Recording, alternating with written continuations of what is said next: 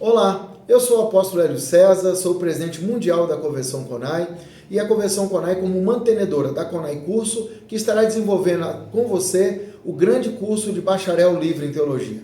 Venha fazer uma grande imersão de conhecimento através da palavra de Deus e descobrir os mistérios, os segredos, que não são segredos, basta você conhecer. A Bíblia diz, o meu povo perece por falta de conhecimento. E com conhecimento você certamente evitará perecer e abrirá portas extraordinárias para o seu futuro, como um pregador da palavra, como um ministro do evangelho, para propagar a boa palavra de Deus. Eu estou aqui torcendo por você e tendo a certeza que toda a nossa equipe da CONAI Cursos estará ofertando para você a melhor qualificação possível para que você se torne um teólogo de excelência para levar a boa palavra de Deus aos quatro cantos da terra, no nome de Jesus Cristo. Venha, faça o seu curso e a porta do futuro está aberta para você.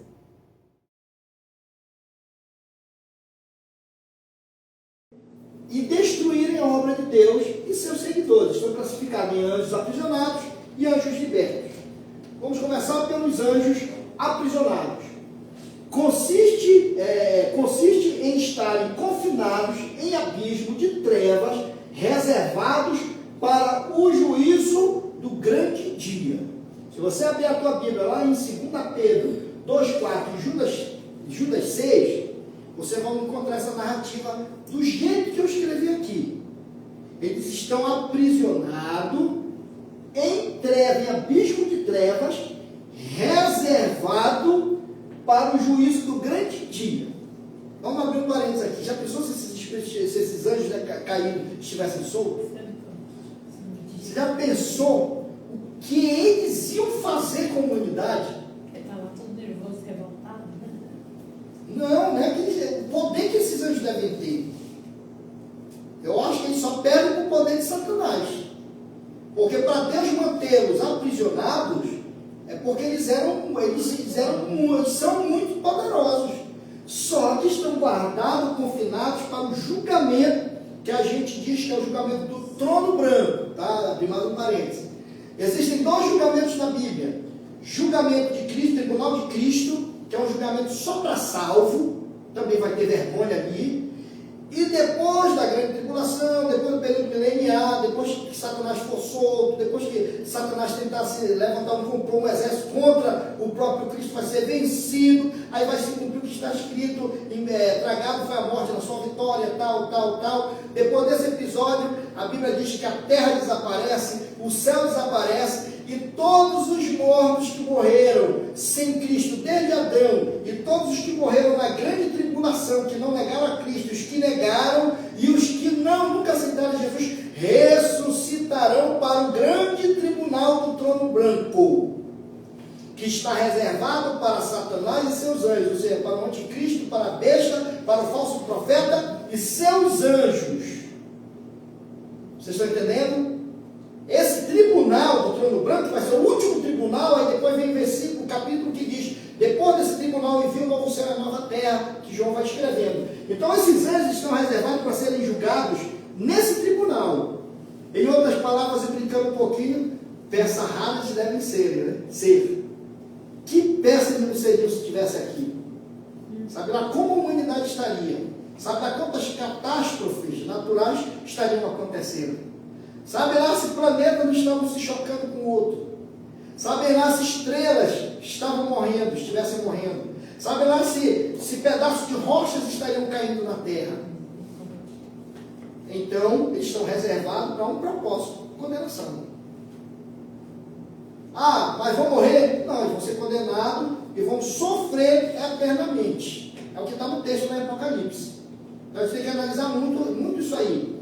Aqueles que foram condenados, os homens, os seres humanos que foram condenados, vão ter a morte ali. Ser lançado, eu acredito que vão passar por um período de sofrimento e vão morrer. Mas o diabo e todos os seus anjos não irão morrer, eles vão sofrer eternamente lá, o que está no livro do Apocalipse, se você for estudar. Então temos que ter muito cuidado com esse tipo de interpretação, tá? Então essa classe de anjos que estão aprisionados não serão libertos. Eles serão transferidos de um lugar para o outro, para ser julgado e lançado no lago de fogo e enxofre. Amém? Leia o texto, você vai entender. Legal, está bem explicado no texto, lá na 2 Pedro 2,4 e Judas 6. Continuando. Tá só Judas 6, porque Judas não tem capítulo, só tem versículos, tá? Os anjos libertos, estes estão incluídos em todo principado, potestade, poder e domínio, e são sempre mencionados em conexão com Satanás. Assim como os anjos de Deus obedecem a Cristo, os anjos caídos, os anjos maus, obedecem a Satanás. Então, todas as ações deles são conectadas ao próprio adversário de nossas almas, que é o Satanás, o diabo, o adversário, etc. Então, quando falamos de anjos libertos, estamos falando de uma esfera altamente perigosa, gente. A gente está aqui, a gente está guardado pelo Espírito Santo de Deus, mas eles estão ao nosso derredor, como um leão rugido para devorar cada um da gente. Só que eles não tocam na tua nem na minha vida, porque recai sobre nós o espírito do leão da tribo de Judá e ponto final. E tem que ficar lá fora. Mas vacila para te ver. Ó, vupt. O que é que diz a Bíblia? Saiu o espírito daquela pessoa, rodeou a terra, voltou, encontrou a casa limpa, ele traz mais 7 demônios, e os feitos daquela pessoa serão piores. Olha só como são. Então eles estão em todos os lugares, estão no ar, estão na água, estão na terra, eles estão próximos de vocês, só não te tocam. Porque eles vão sair com uma ordem do Satanás contra a tua vida, contra a minha vida, mas eles só vão nos tocar se Deus permitir. É por isso que eu costumo sempre dizer para os meus alunos de demonologia, não tenham medo de diabo, não. Temos que aprender tudo sobre ele. Vou falar como militar aqui. Quando a gente entra no militarismo, a gente aprende tudo sobre o militarismo. Vou usar aqui o exército. Um exército, quando você entra no exército, você vai fazer vários cursos, vai aprender a mexer com arma, manusear arma, montar e desmontar arma, você vai aprender estratégia de guerra, você vai aprender guerra na selva, você vai aprender guerra naquilo. Por quê? Porque na hora que te enviarem para um campo de batalha, você está preparado. E a minha pergunta para vocês é, por que a gente não estuda tudo sobre o diabo para vencê-lo na hora da batalha? Pergunta, né? Ah, não, melhor falar de Jesus, para que está falando do diabo? Já ouvi isso várias vezes. Meu irmão, se eu tenho um adversário, eu vou estudar tudo sobre ele. Ninguém preocupa com isso. Porque o meu adversário não é humano. Eu não posso olhar para o homem e tê-lo como meu adversário, porque não é pessoal. Não é pessoal, é espiritual. O apóstolo Paulo fala que a nossa luta não é contra a carne, nem contra o sangue, mas contra os principados, potestades, o príncipe das trevas, nas regiões celestiais. Então, eu não posso ter um ser humano, uma pessoa, como meu inimigo. Eu tenho que ter o espírito que está sobre aquela pessoa que é maligno, como meu inimigo. Então, eu tenho que estudar tudo sobre o meu adversário, para me vencer o adversário na batalha. Por isso, o apóstolo Paulo diz que nós temos que estar com o capacete da salvação, o escudo da fé, a espada da verdade e os pés calçados na propagação do Evangelho. O que significa isso? Viver a palavra. Pode falar, meu filho. Vou contar uma experiência rapidinho sobre Vamos lá. essa questão. Antes de eu voltar para os caminhos do Senhor, eu não passei por nenhum tipo de provação.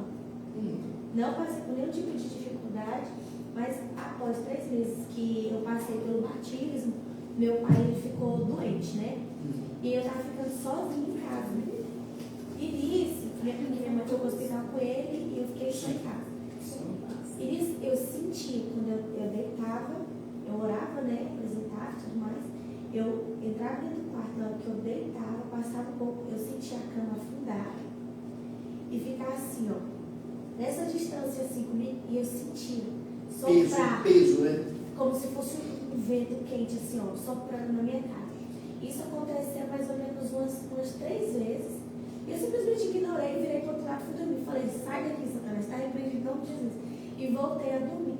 Mas, e aí eu aí começou a ficar mais pesado, sabe? Eu sentia realmente como se a pessoa estivesse afundando, assim, ó, a cama. E eu sentia a pessoa deitando, na hora que eu olhasse, não tinha nada. E eu comecei a falar assim, eu não vou te aceitar aqui nessa casa aqui não te pertence. Coloquei o joelho no chão e aí eu começava a sentir que ele saiu do quarto e ficou na porta do quarto, tipo, na casa assim, tinha um corredor. Aí eu senti que ele foi para esse corredor. Desse corredor ele foi para a porta da cozinha.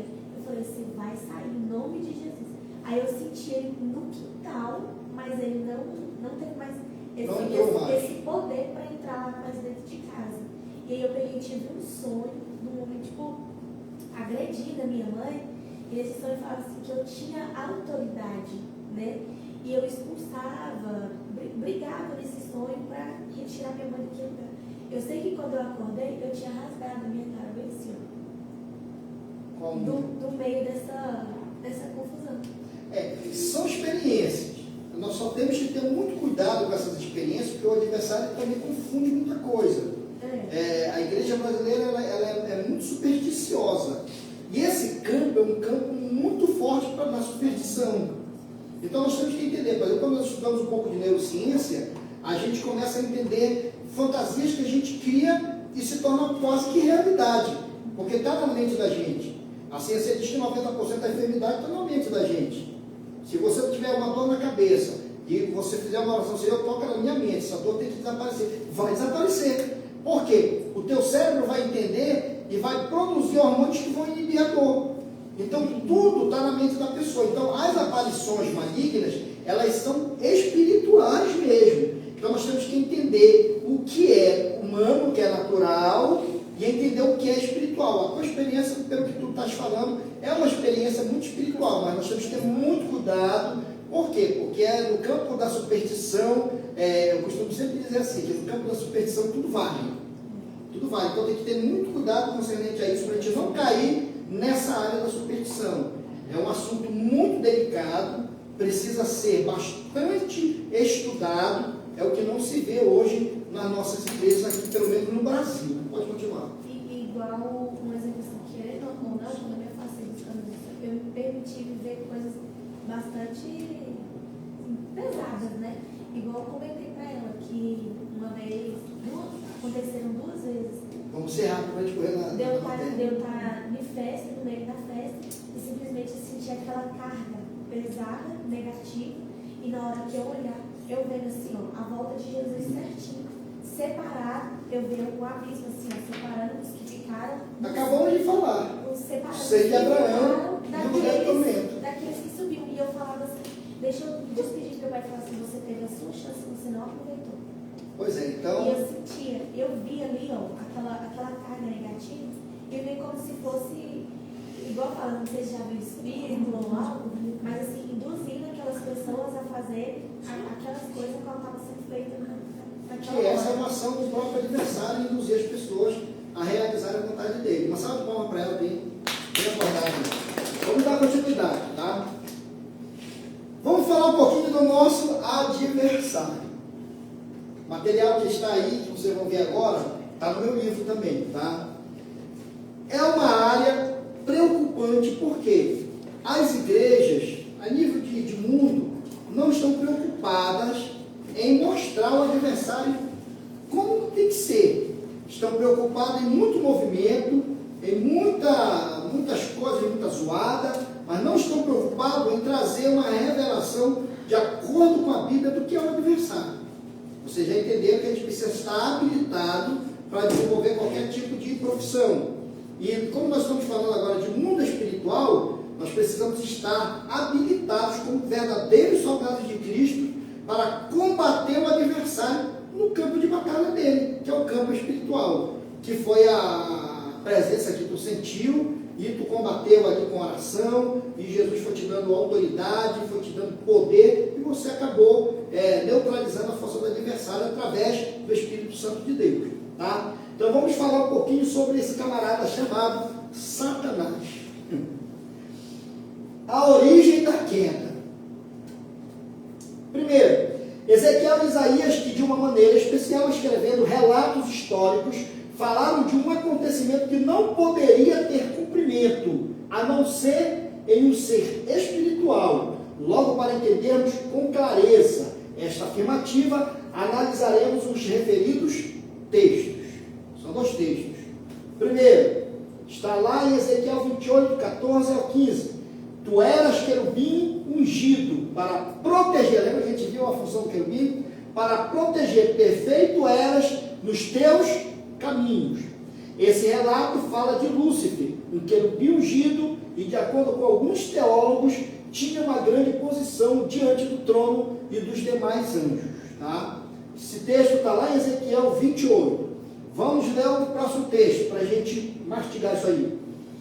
Já lá em... Vamos analisar o primeiro texto, a gente já analisou os dois textos. Aí Ezequiel... Faltou eu especificar um texto aqui. Que é o texto de Isaías. Depois você vai localizar na tua casa, você vai ler e vai comparar. Vamos mastigar o texto de Isaías. Alguém pode abrir a Bíblia aí para mim, no livro de Isaías? Só para a gente fazer a leitura.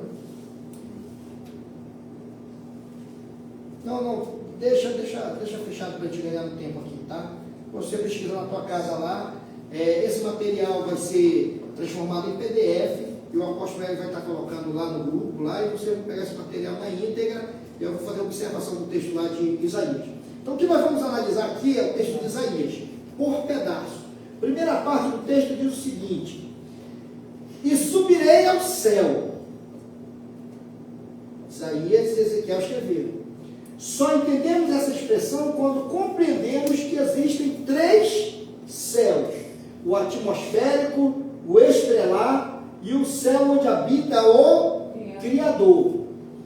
E foi justamente neste último céu, onde está o trono de Deus, que Lúcifer queria estar. Tá? Vamos analisar agora mais uma parte do mesmo versículo. Subirei ao céu, acima das estrelas de Deus, exaltarei meu trono. Vamos analisar.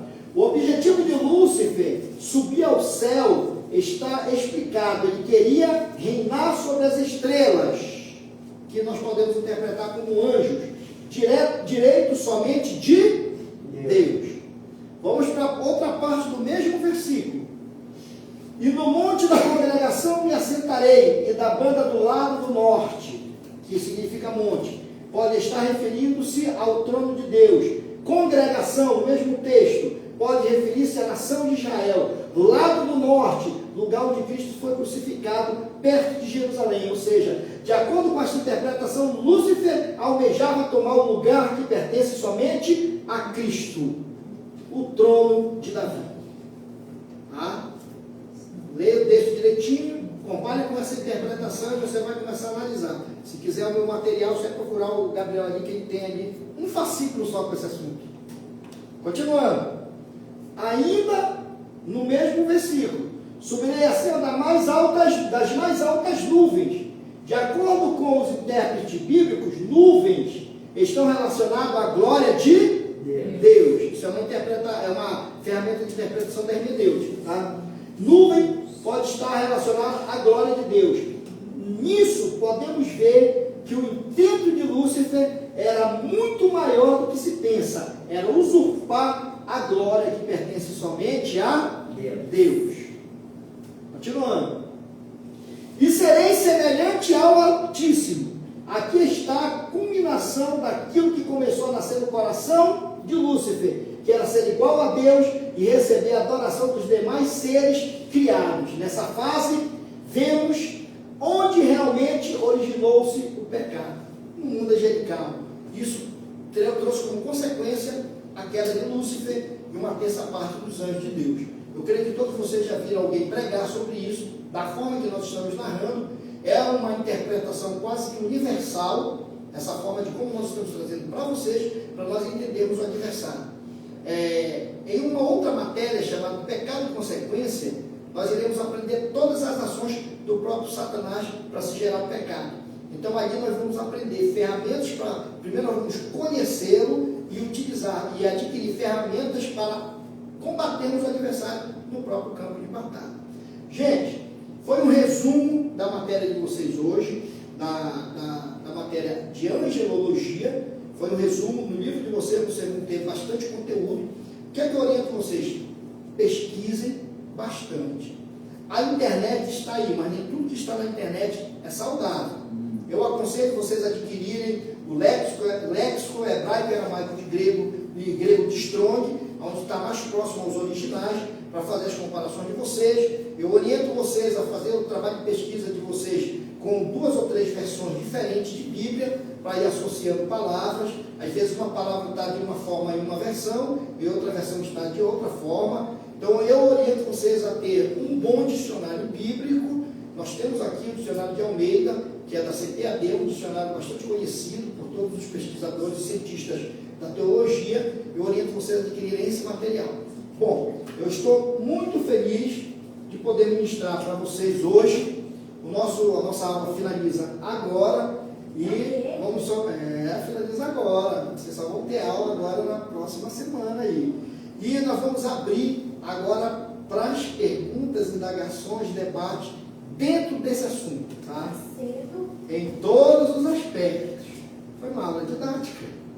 Está aberto agora para alguns minutos para debater. Eu quero te ouvir. Não, o senhor foi bem específico. Quero te ouvir. Eu gostei do senhor porque o senhor não falou nada do que eu acho. O senhor mostrou para a gente que realmente está na Bíblia. Isso, o eu acho está acabando com tudo. Pregação, eu acho isso, pregadores, missionários que se estão titulando. Eu acho que Deus está querendo falar isso, mas o senhor mostrou para mim, realmente. Eu creio, com mente de pregador, eu imagino, e que a Bíblia é Bíblia, né? Está certo que Deus usa o evangelista, quando ele está pregando, ele está exercendo o dom ministerial de um evangelista. A mente dele fica brilhante. O Espírito Santo de Deus vem trazendo situações para ele fazer analogias.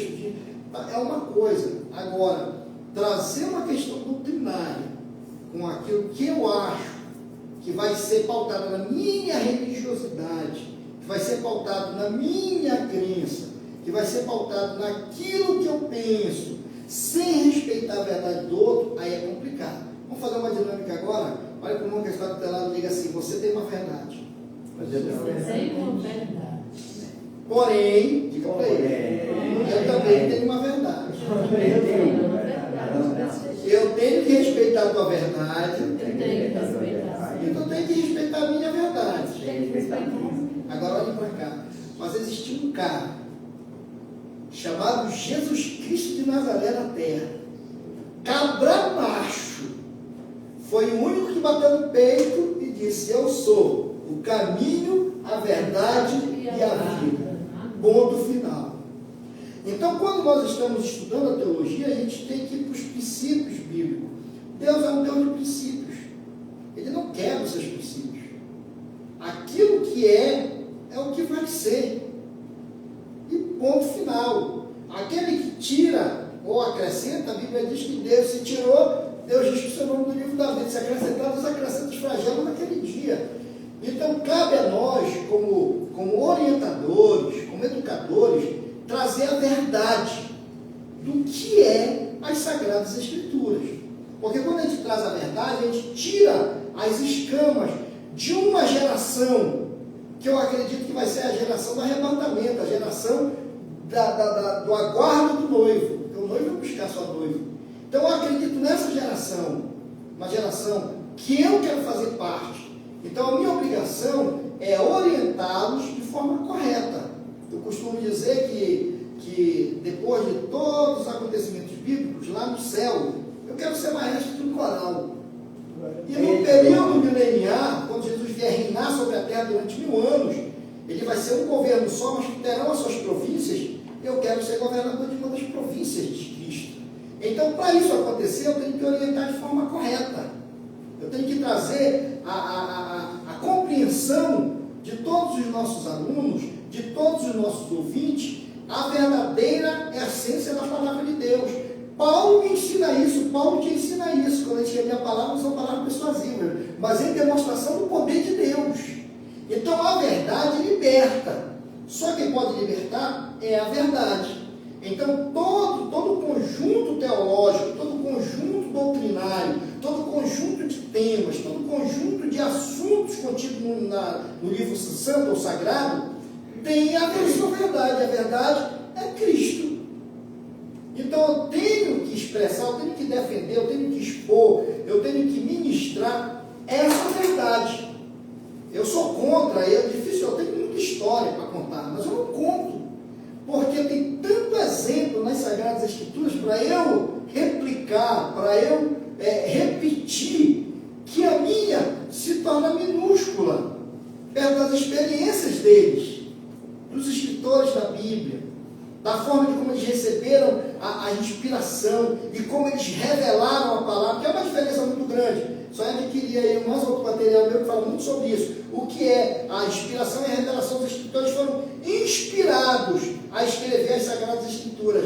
A inspiração vem do alto, na vertical, até a mente do ser humano. A revelação vai na horizontal. O que é a revelação? É a explicação daquilo que Deus te deu, daquilo que está no livro santo. Então nós, como pregadores, o profeta pelo dom de profecia, o evangelista pelo dom da pregação, e as demais gamas de dons ministeriais, nós recebemos a inspiração e transmitimos através da revelação. Só que essa transmissão tem que ser pautada na verdade. A verdade é que liberta, a verdade é que cura, a verdade é que salva, e a verdade se chama Palavra de Deus. Amém. Amém? Glória a Deus. Então, quem quiser usar essas palavras para pregar, pode pregar, gente. Pensa no camarada que não registra nada. Nem meus livros são registrados. Preguem. Quero ver vocês pregarem, quero ver vocês ganharem o mundo para Jesus. E o principal, ter convicção que o nome de vocês está escrito no livro da vida. Amém. Já pensaram, vocês já imaginaram? Lá no tribunal de Cristo, aí Deus te chama, mostra as tuas obras. Aí tu vai todo feliz, Senhor, está aqui as tuas obras, ó. Eu preguei a tua verdade, eu estudei, eu explanei, eu apresentei a tua verdade.